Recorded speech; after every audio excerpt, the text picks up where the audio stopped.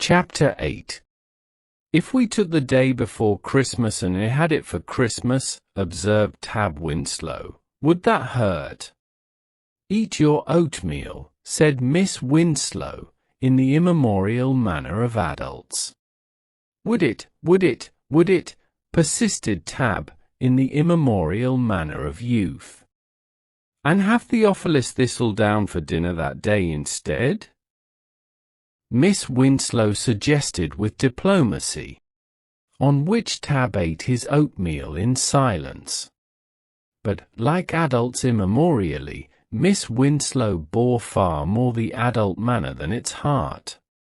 After breakfast, she stood staring out the pantry window at the sparrows on the bird box.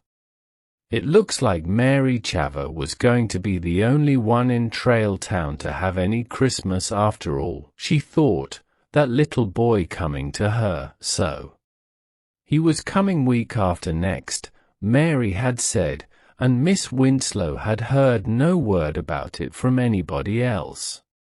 When the biggest of the work of the forenoon was finished, Miss Winslow ran down the road to Ellen Bourne's. In Old Trail Town they always speak of it as running down, or in, or over, in the morning, with an unconscious suiting of terms to informalities. Ellen was cleaning her silver. She had 6 of each, 6 knives, 6 forks, 6 spoons, all plated and seldom used, pewter with black handles serving for every day. The silver was cleaned often, though it was never on the table, save for company, and there never had been any company since Ellen had lost her little boy from fever.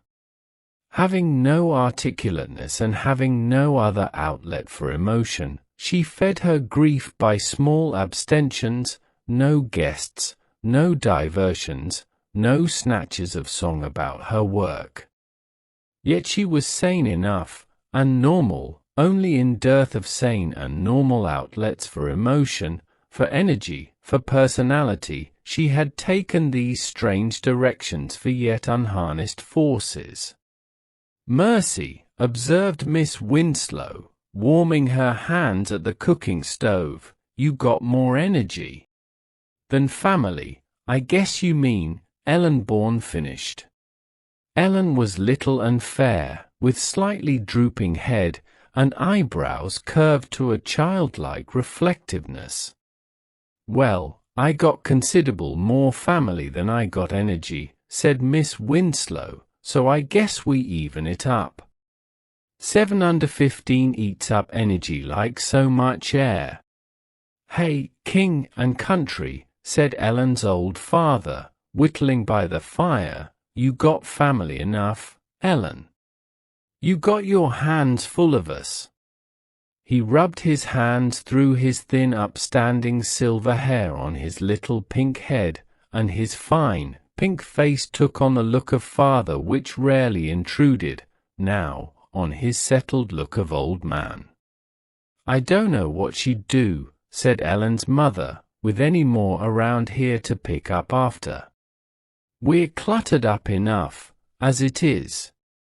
She was an old lady of whose outlines you took notice before your attention lay further upon her, angled waist, chin, lips, forehead, put on her a succession of zigzags.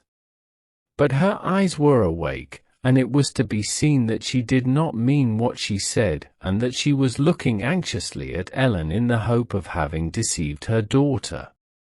Ellen smiled at her brightly, and was not deceived.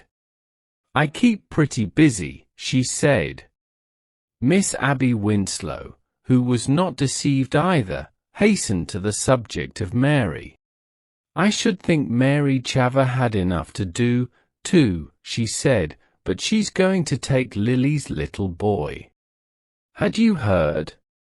No, Ellen said, and stopped shaving silver polish. He's coming in 2 weeks, Miss Winslow imparted, she told me so herself. She's got his room fixed up with owls on the wall paper. She's bought him a wash basin with a rim of puppies, and a red stocking cap. I saw her. How old is he?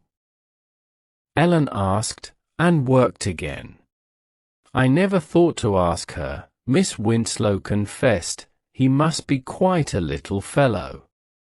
But he's coming alone from someplace out west. Hey, king and country, Ellen's father said, I'd hate to have a boy come here, with my head the way it is. And keeping the house all upset, Ellen's mother said, and asked Miss Winslow some question about Mary, and when she turned to Ellen again, why, Ellen Bourne, she said, you've shaved up every bit of that cleaning polish and we're most done cleaning. Ellen was looking at Miss Winslow. If you see her, Ellen said, you ask her if I can't do anything to help. Later in the day, happening in at Miss Mortimer Bates's, Miss Winslow found Miss Moran there before her, and asked what they had heard about Mary Chaver. Something in that word about pricks curiosity its sharpest. Have you heard about Mary Chaver? It's too bad about Mary Chaver. Isn't it queer about Mary Chaver?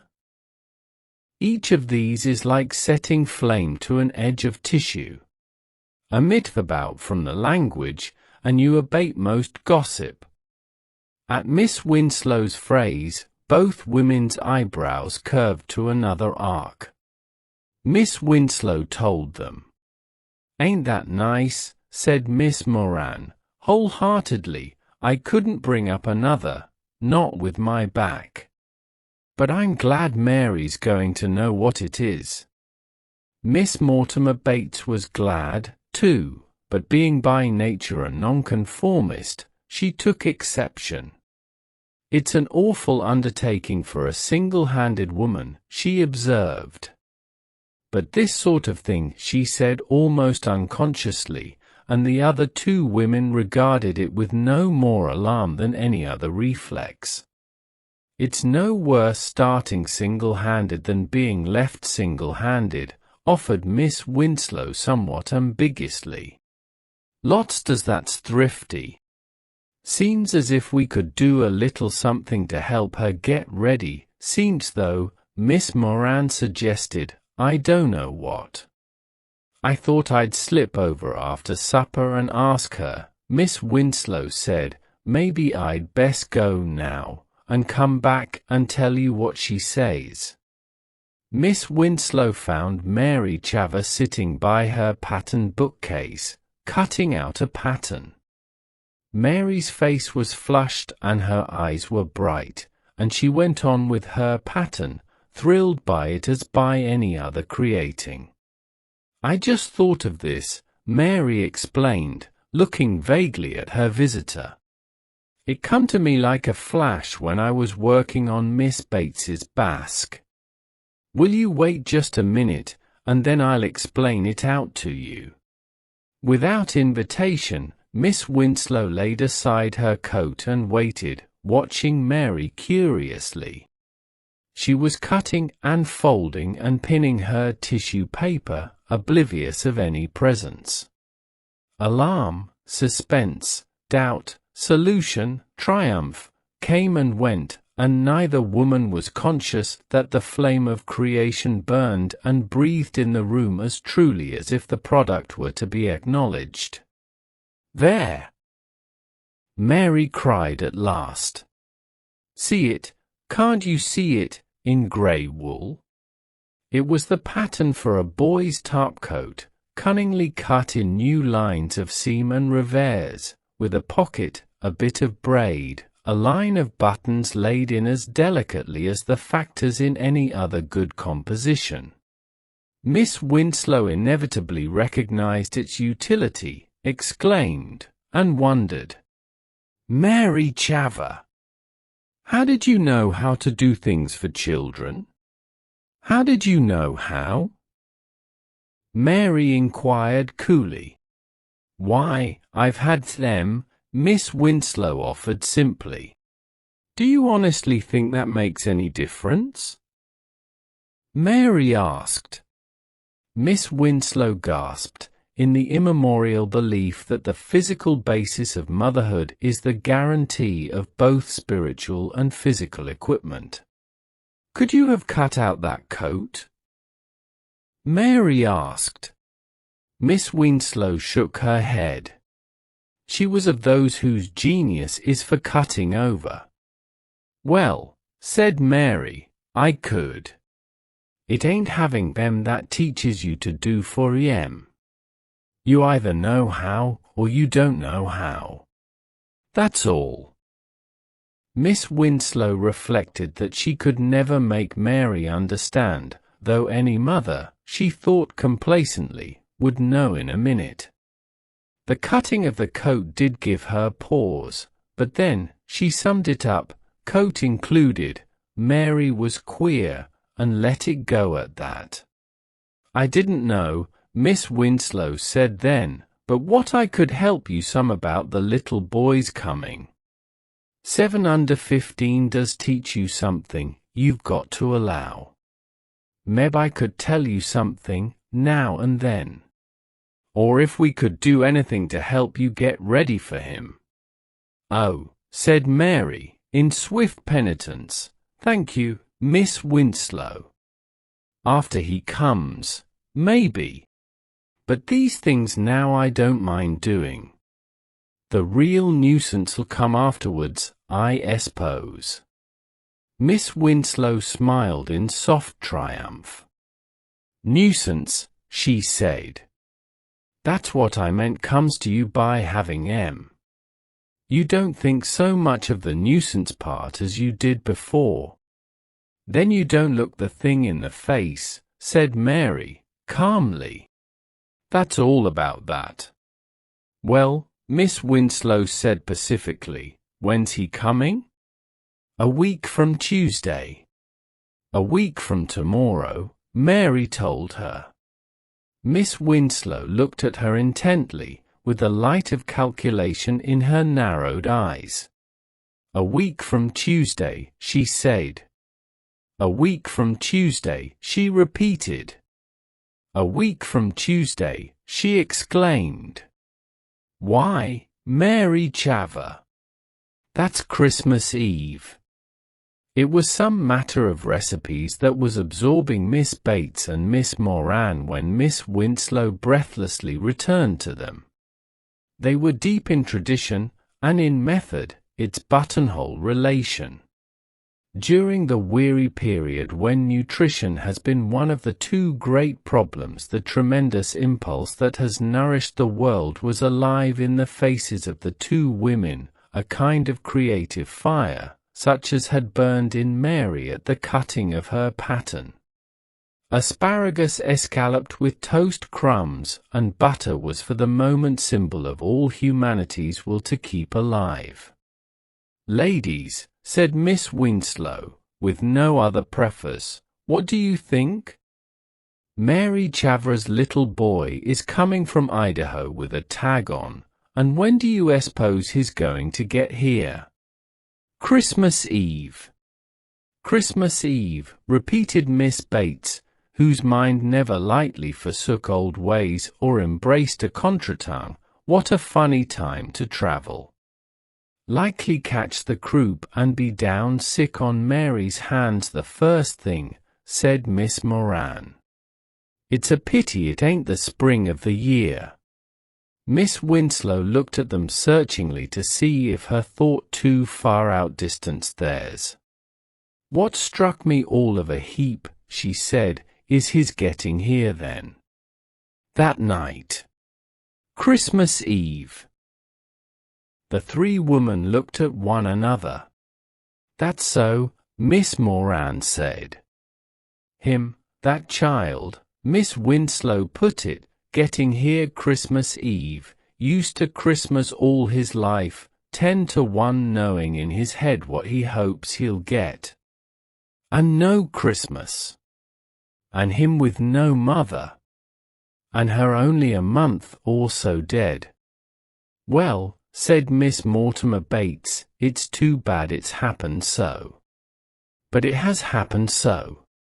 You have to say that to your life quite often, I notice. I don't know anything to do but to say it now." Miss Winslow had not taken off her cloak. She sat on the edge of her chair, with her hands deep in its pockets, her black knit fascinator fallen back from her hair. She was looking down at her cloth overshoes, and she went on speaking as if she had hardly heard what Miss Bates had interposed. "He'll get in on the express," she said. "Mary said so. She don't have to go to the city to meet him. The man he travels with is going to put him on the train in the city. The little fellow'll get here after dark. After dark on Christmas Eve. And no time for anybody to warn him that there won't be any Christmas waiting for him," Miss Moran observed thoughtfully. "And like enough he'll bring a little something for Mary for a present," Miss Winslow went on. "How'll she feel then? Ain't it too bad it ain't last year?" Miss Moran mourned. "Everything comes too late or too soon or not at all or else too much so, seems though." Miss Bates's impulse to nonconformity had not prevented her forehead from being drawn in their common sympathy, but it was a sympathy that saw no practical way out and existed tamely as a high window and not as a wide door. "Well," she said, "Mary ain't exactly the one to see it so. You'll never get her to feel bad about anybody not having a Christmas. I don't know, if it was any other year, as she'd be planning any different." "No," said Miss Winslow, thoughtfully, "Mary won't do anything. But we could." Miss Bates's forehead took alarm, the alarm of the sympathetic hearer who is challenged to be do. "Do," she repeated. "You can't go back on the paper at this late day. And you can't give him a Christmas and every other of our children not have any just because we're their parents and still living. There ain't a thing to do." Miss Winslow's eyes were still on her overshoes. "I don't believe there's never not a thing to do," she said. "I don't believe it." Miss Bates looked scandalized. "That's nonsense," she said sharply, "and it's sacrilegious besides. When God means a thing to happen, there's not a thing to do. What about earthquakes and cancers?" "I don't believe he ever means earthquakes and cancers," said Miss Winslow, to her overshoes. "Prevent 'em, then," challenged Miss Bates, triumphantly. Miss Winslow looked up. Her eyes were shining as they had shone sometimes when one of her 7 under 15 had given its first sign of consciousness of more than self. "I believe we'll do it some day," she said. "I believe there's more to us than we've got any idea of. I believe there's so much to us that one of us that found out about it and told the rest would get hounded out of town. But even now, I bet there's enough to us to do something every time, no matter what. And I believe there's something we can do about this little orphan boy's Christmas if we nip our brains onto it in the right place." "Oh, dear," said Miss Moran, "sometimes when I think about Christmas I almost wish we almost hadn't done the way we're going to do." Miss Bates stiffened. "Jane Moran," she said, "do you think it's right to go head over heels in debt to celebrate the birth of our Lord?" "No," said Miss Moran, "I don't. But, and you know nobody in Old Trail Town could afford any extravagance this year?" "Yes," said Miss Moran, "I do. Still, And if part could and part couldn't, that makes it all the worse, don't it? I know, said Miss Moran, I know. Well, then, said Miss Bates triumphantly, we've done the only way there is to do. Land knows, I wish there was another way. But there ain't. Miss Winslow looked up from her overshoes. I don't believe there's never no other way, she said. There's always another way. Not without money, said Miss Bates. Money, Miss Winslow said, money. That's like setting up one day of peace on earth, goodwill to men, and asking admission to it. Miss Winslow, said Miss Moran, sadly, what's the use of saying anything? You know as well as I do that Christmas is abused all up and down the land, and made a day of expense and extravagance and folks overspending themselves. And we've stopped all that in Old Trail Town. And now you're trying to make us feel bad. I ain't, said Miss Winslow, we felt bad about it already, and you know it. I'm glad we've stopped all that. But I wished we had something to put in its place. I wished we had. What in time are them children doing? Said Miss Moran, abruptly. The three women looked.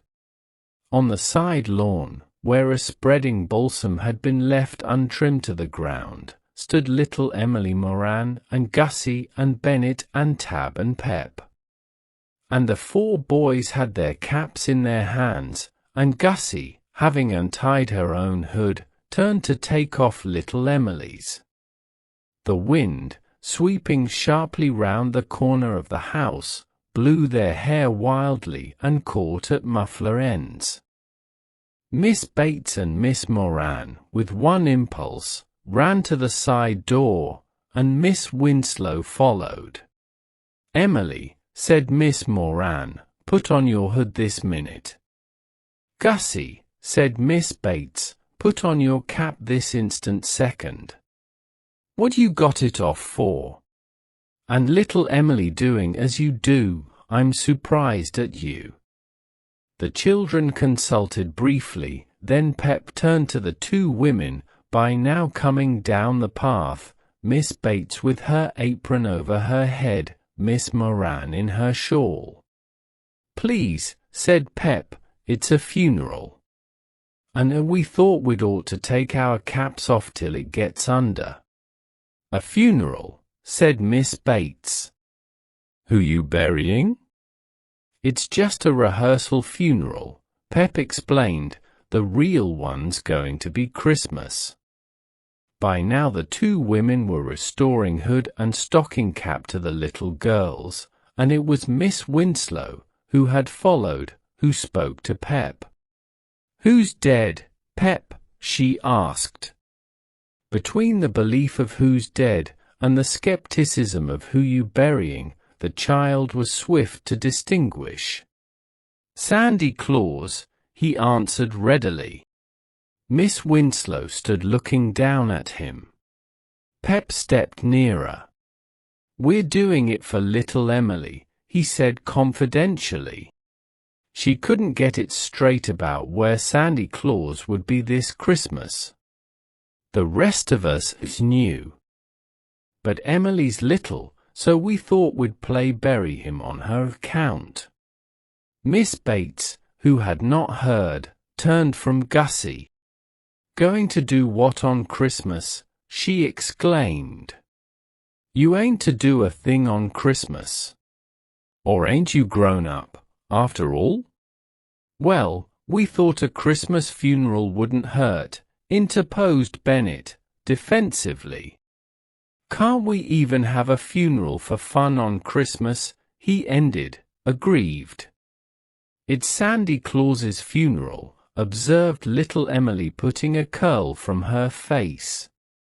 We're going to dress up a Sandy Claus, you know, Pep added, sotto voce. It's going to be right after breakfast, Christmas. Come on, come ahead, fellows, said Bennett, I'll be corpse. Keep your lids on. I don't mind. Go ahead, sing. Already Miss Winslow was walking back to the house. The other two women overtook her, and from the porch they heard the children begin to sing. Go bury St. Nicholas. The rest was lost in the closing of the door. Back in the sitting room the women stood looking at one another. Miss Bates was frowning, and all Miss Moran's expressions were on the verge of dissolving, but in Miss Winslow's face it was as though she had found some new way of consciousness. Ladies, Miss Winslow said, them children are out there pretending to bury Santa Claus, and so are we. And I bet we can't any of us do it. In the room, there was a moment of silence in which familiar things seemed to join with their way of saying, we've been keeping still all the while. Then Miss Winslow pushed her hair, regardless of its parting, straight back from her forehead, a gesture with which she characterized any moment of stress. Ladies, she said, I don't want we should go back on our paper, either. But Meb, there's more to Christmas than it knows about, or than we know about. Meb, we can do something that won't interfere with the 138 paper we've all signed, and yet that'll be something that is something. Meb, there's things to use that ain't never been used yet. Oh, I don't know. Nor I guess you don't know. But let us find out.